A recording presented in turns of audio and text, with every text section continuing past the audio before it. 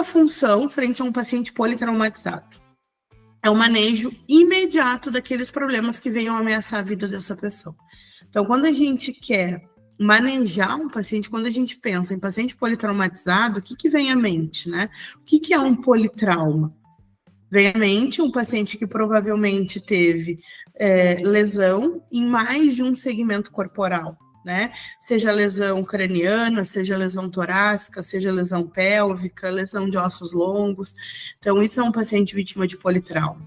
Então, a gente tem várias vertentes para atuar de forma concomitante. Então, por isso que o manejo desse paciente ele tem que se dar de forma imediata, para que a gente consiga estancar aqueles problemas que ameacem a vida desse paciente, para que a gente consiga resolver todas as arestas, né, que estejam colocando a vida desse paciente em risco. Bom, aí surge uma dúvida, e talvez surja uma dúvida em relação a vocês, né? O que a gente faz dentro da sala vermelha? A gente aplica o XABCDE, a gente aplica o ABCDE, a gente aplica o XABCDEF. O que é isso, né? Que diferença é essa? Gente, todo atendimento de emergência, ele é baseado em protocolos internacionais, né? Por que protocolos internacionais? Porque são as instituições que ditam as regras, né, a nível de mundo. Então, hoje a gente tem a NAENT, né, a Escola Norte-Americana de Cirurgiões também, que são instituições renomadas, com pesquisadores conhecidos, com pesquisadores também renomados, e que acabam fazendo isso, né, fazendo toda uma pesquisa e todo um estudo para que a gente consiga ter esses protocolos atualizados. Então, os dois protocolos que eu vou me embasar hoje é o PHTLS, o Pre-Hospital Trauma Life Support, e o ATLS, Advanced Trauma Life Support. Qual é a diferença entre esses dois protocolos, tá, gente? O protocolo do PHTLS, que nós já estamos aí na 10ª edição do PHTLS, o que ele nos mostra? Ele nos mostra um protocolo de atendimento ao paciente vítima de trauma no ambiente pré-hospitalar. Então, é aquele protocolo que a gente vai aplicar quando a gente trabalha numa ambulância, por exemplo, né? Que a gente vai aplicar no ambiente fora do hospital, certo? Quando a gente está com o paciente dentro de um ambiente hospitalar, a gente vai trabalhar o ATLS, né, que é o Advanced Trauma Life Support, que é o atendimento, é o protocolo que foi escrito, foi elaborado para ser aplicado dentro do hospital, mais propriamente dito, dentro de uma sala vermelha. Esse protocolo do ATLS, a 10ª edição do ATLS, ele fala do ABCDE. Ele não fala no X ABCDE. Por que ele fala no ABCDE? Porque ele pressupõe que o X, que é o controle de hemorragias exsanguinantes, né, as hemorragias exteriorizadas, já tenha sido resolvido através de uso de torniquetes, através de uso de ácido tranexâmico pela equipe do pré-hospitalar, tá? Então, por isso que não vem na 10ª edição do ATLS o X, então ele é o ABCDE. Ah, mas ali tu colocou X, A, B, C, D, E, F. Por quê? Sim, porque na próxima edição do ATLS, que é a 11ª edição, que ainda não foi publicada, tá? Eles entenderam que sim, é necessário uma retomada do X para ver se esse paciente realmente está com a hemorragia exsanguinante contida, controlada, porque muitas vezes os pacientes eles chegam no hospital ainda com sangramento ativo, então fazendo-se necessário que seja retomado a letra X, tá?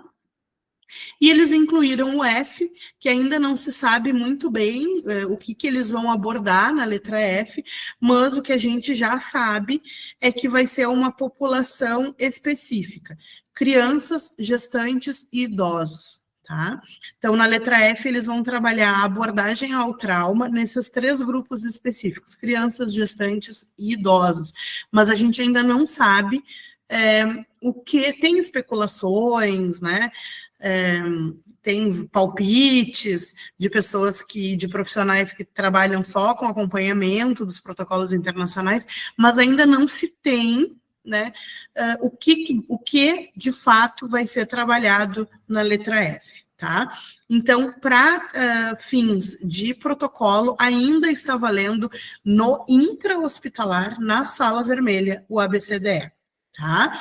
Então, aqui vocês conseguem ver bem, ó, o PHTLS, na 8ª edição do PHTLS, ele trabalhava o ABCDE do trauma. Na 9ª edição, ele incluiu o X, que é o controle de hemorragias exsanguinantes, e na 10ª edição, que é a última edição que se tem do PHTLS, eles mantiveram, então, o X-ABCDE, certo? Então, o PHTLS é um protocolo, o X-ABCDE é um protocolo para a gente trabalhar no pré-hospitalar. Mas e sala vermelha? Sala vermelha a gente já está dentro do ambiente hospitalar. Então, a gente vai utilizar o protocolo do ATLS, certo? O ATLS, a 10ª edição, que é a que está valendo no momento, ela é o ABCDE. Então, só para vocês, para facilitar a vida de vocês, tá? Se eu estiver no pré-hospitalar, eu vou fazer o X-ABCDE. Se eu já estiver, se esse paciente já chegou no hospital, o ATLS nos diz para fazer o ABCDE, porque ele entende que o X já foi contemplado pela equipe do pré-hospitalar. Certo? Ficou alguma dúvida aqui na diferença? Porque eu sei que isso acaba causando realmente, né, uma confusão, as pessoas de diferenciarem, no pré-hospitalar a gente usa o protocolo do X-ABCDE, dentro do hospital a gente usa o ABCDE, né, e qual o protocolo que se utiliza? Então, eu quis trazer de forma mais organizada e didática para a gente entender a diferença desses protocolos. Então, hoje, como a gente está falando de uma abordagem ao paciente politraumatizado dentro da sala vermelha, a gente vai trabalhar o protocolo do ATLS, a 10ª edição, que é a última edição que se tem publicada, tá? E o ATLS, 10ª edição, nos diz que o atendimento ao politraumatizado ele tem que ser rápido, sistematizado e eficiente, tá? A gente precisa agir com rapidez, e isso não quer dizer correria, é rapidez, tá? A gente precisa ter um atendimento sistematizado e esse atendimento tem que ser eficiente. Ou seja, todos aqueles pré-requisitos que a gente já andou conversando, falando de planejamento, de organização, de liderança, tudo isso sistematizado para que a gente consiga ter o máximo de eficiência possível no atendimento a essa vítima de politrauma, tá? Depois o ATLS, ele nos traz os seus 6 pilares. O que são esses pilares, tá, gente? Nada mais é do que o que norteia um atendimento dentro de uma sala vermelha. Então, primeiro, tratar as lesões mais graves primeiro, né? Eu não posso, um paciente que está com um traumatismo craniano, um paciente que está com pneumotórax hipertensivo e tem uma fratura no pé. E aí esse paciente ser encaminhado para fazer um raio-x do pé antes de ser feita uma descompressão desse tórax. Então, primeiro vão ser tratadas aquelas lesões que oferecem maior risco de morte para esses pacientes. Depois de tratadas essas lesões mais graves, então, se tratam as lesões de menor gravidade, tá? Segundo, o fato de não se conseguir confirmar um diagnóstico de imediato não pode impedir que o tratamento seja instituído. Por quê, gente? Porque na sala vermelha, tu vai instituir, o profissional médico e a equipe vão instituir um atendimento, uma terapêutica em cima daquelas lesões de maior gravidade. Então, vai se tratando as lesões que vão colocando esse paciente com risco iminente de morte, tá?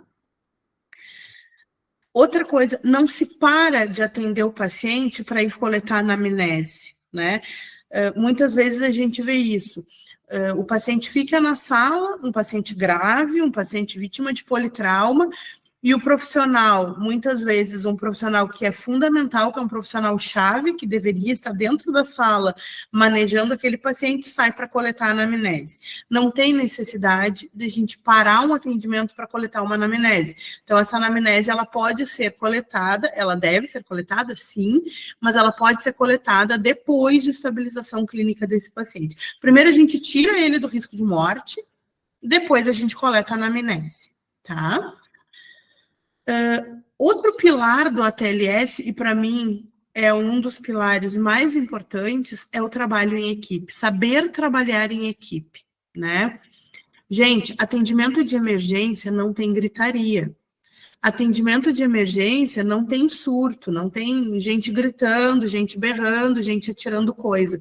O atendimento em sala de emergência precisa ser um atendimento calmo, rápido, mas tranquilo, tá? No momento que começa a gritaria, que começa os xingamentos, que começa as ofensas, o conhecimento ele saiu pela porta. Então a gente tem que resgatar isso e tem que ter a noção de que sozinho tu pode ser o melhor profissional do mundo, tu não faz nada numa sala vermelha. A gente precisa ter esse conhecimento e a gente precisa ter essa noção de que o trabalho tem que ser feito em equipe, tá? Bom, não perder tempo. Um exemplo de perda de tempo, tá? O paciente chega com pneumotórax hipertensivo numa sala vermelha, depois a gente vai falar sobre pneumotórax hipertensivo. O paciente chega com pneumotórax hipertensivo e aí esse paciente, então, é encaminhado para um raio-x.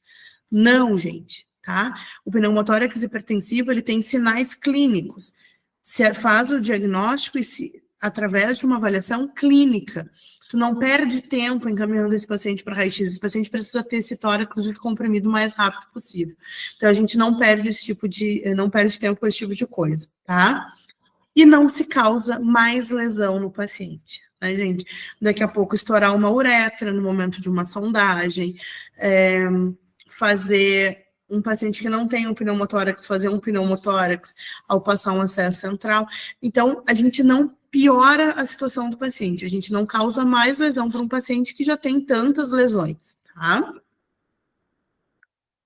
Bom, então como é que a gente sistematiza? A gente falou em atendimento sistematizado, mas como é que deve ser a sistematização desse atendimento dentro de uma sala vermelha a um paciente politraumatizado? Em primeiro lugar, então, a preparação, tá? Segundo lugar, a triagem, vocês vão ver quais casos que é necessário fazer triagem de paciente politraumatizado. Terceiro lugar, avaliação primária e a reanimação daquele paciente, certo? Até estabilizar. Depois, as medidas auxiliares à avaliação primária, tá? São medidas que a gente utiliza dentro de uma sala vermelha e que são auxiliares à avaliação primária.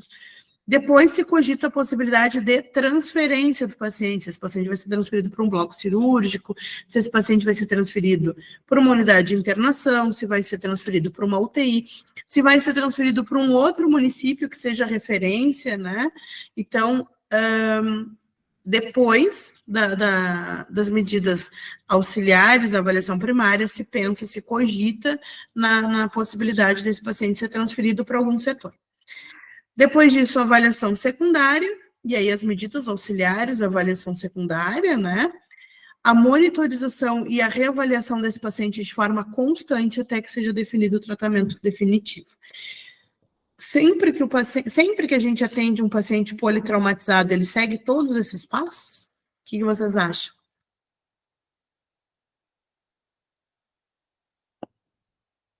Vocês estão quietinhos porque é sábado à noite, é isso? Tá bem, então eu respondo. Não, gente, nem sempre o paciente passa por todas essas etapas, né? Muitas vezes o paciente, ele acaba pulando alguma dessas etapas, por exemplo, não tem necessidade de transferência, enfim, tá? Esse paciente, ele acaba repetindo alguma das etapas e não fazendo outras, tá? Isso acontece bastante. Então, trazendo ali o primeiro ponto, que é a preparação. O que é a preparação? É a equipe estar, a unidade estar preparada para receber um paciente grave, tá? Sala vermelha, gente, não é local para os pacientes ficarem internados, para os pacientes ficarem aguardando leito, por exemplo. Sala vermelha é sala de estabilização. Estabilizou o paciente, libera o leito para uma outra emergência que possa vir chegar, tá? Então, claro que, obviamente, a gente fala da questão da boa comunicação entre o serviço do intra e o serviço do pré-hospitalar. Muitas vezes o pré-hospitalar ele não consegue avisar que está chegando com um paciente grave, né? Às vezes não tem sinal no telefone, às vezes só tem 2 profissionais dentro da cabine ali do baú da ambulância para proceder com o atendimento, o motorista está dirigindo.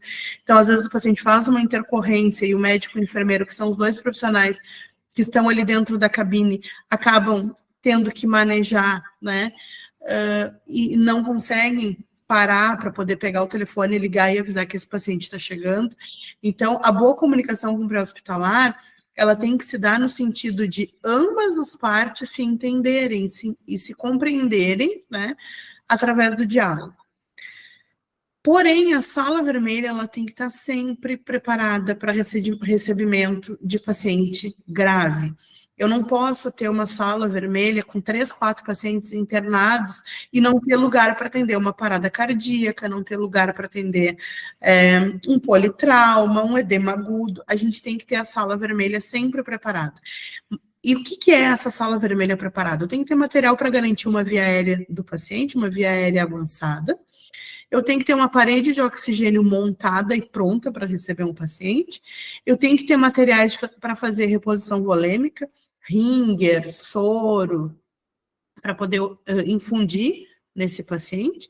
E eu preciso ter um monitor multiparamétrico para que eu consiga fazer uma monitorização de ritmos no paciente, uma monitorização de parâmetros, né, e dados vitais.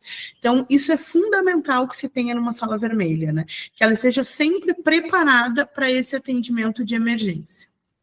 Bom, então, a gente falou dessa preparação. Quando a gente fala dessa preparação, não tem como a gente não falar do carrinho de emergência, que tem que estar conferido e tem que estar lacrado. Esse carrinho de emergência, ele precisa conter todos os equipamentos, os materiais necessários para que a gente consiga proceder com o atendimento de emergência a um paciente politraumatizado, tá? Sem se preocupar. Eu tenho que ter as medicações conferidas, as medicações com prazo de validade dentro de um prazo de validade, né? Os equipamentos conferidos e alguém que lacrou e se responsabilizou pela conferência daquele carrinho. Tá? Isso também é fundamental para que a gente tenha um atendimento sistematizado, um atendimento eficaz, como preconiza o ATLS, que é o protocolo que vai determinar esse tipo de atendimento dentro do intra-hospitalar. A régua de gases, né, gente? Não me adianta ter ali saída de oxigênio, saída de ar comprimido, saída de vários gases, se eu não tenho essa régua montada. Eu preciso ter o fluxômetro, eu preciso ter um umidificador, eu preciso ter um extensor, né? Eu preciso ter essa parede montada para que a gente consiga ofertar, fazer uma ventilação adequada para o paciente numa sala vermelha. Outra coisa, paciente vítima de politrauma, muitas vezes ele vai precisar fazer uma ultrassonografia, ele vai precisar fazer ou uma tomografia, ou uma ressonância, ou até mesmo ser encaminhado para uma UTI ou para um bloco cirúrgico. E esse transporte desse paciente dentro do hospital, ele precisa ser feito com oxigênio. Né? Não tem como a gente tirar um paciente vítima de politrauma de uma sala vermelha e transportar ele até o bloco cirúrgico, por exemplo, pegar elevador, aguardar, enfim, sem que esse paciente esteja sendo ventilado com oxigênio, tá? Mas para isso a gente precisa ter esses torpedos cheios, isso é importante, a gente saber quanto que tem em cada torpedo. Vocês imaginem transportar um paciente gravíssimo, como é um politrauma, e ficar sem oxigênio no meio do trajeto, porque não se verificou antes quantos litros tinha de oxigênio dentro do torpedo. Então, a gente precisa ter esse controle, né? Conferir o cilindro de oxigênio se a gente tem a quantidade de oxigênio suficiente para fazer os trajetos que esse paciente possa vir a necessitar. Tá?